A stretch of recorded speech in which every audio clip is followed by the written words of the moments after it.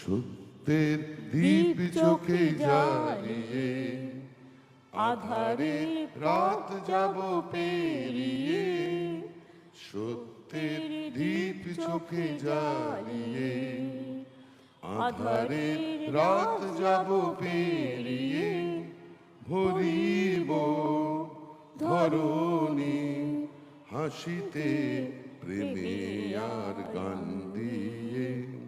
বড়দিনের ছুটি বাতিল নিয়ে কেন্দ্রের বিজেপি সরকারকে নিশানা করেছেন মুখ্যমন্ত্রী মমতা বন্দ্যোপাধ্যায়। অ্যালেন পার্কে ক্রিসমাস ফেস্টিভ্যালের সূচনায় গিয়ে মুখ্যমন্ত্রী বলেছেন, আগে বড়দিন জাতীয় ছুটি হিসাবে গণ্য করত, বর্তমান বিজেপি নেতৃত্বাধীন কেন্দ্রীয় সরকার তা বাতিল করেছে। মুখ্যমন্ত্রীর কথায়, পশ্চিমবঙ্গ সরকার কখনো বড়দিনের ছুটি বাতিল করেনি, রাজ্য সরকার সব সময় ছুটি দিয়েছে, কারণ এই দিন সকলেই চায় পরিবারের সঙ্গে সময় কাটাতে, পরিবারের লোকেদের সঙ্গে বেরোতে। মুখ্যমন্ত্রীর কথায় তৃণমূল কংগ্রেস সরকার সব সম্প্রদায়ের উৎসব পছন্দ করে।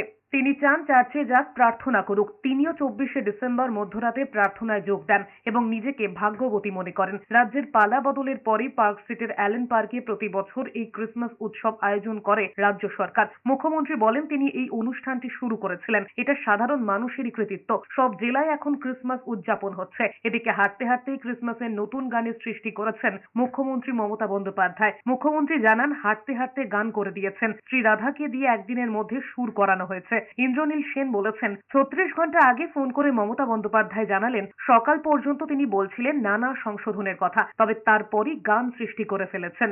The 25th December, the day it was a national holiday, it was totally cancelled by the central government, GOI.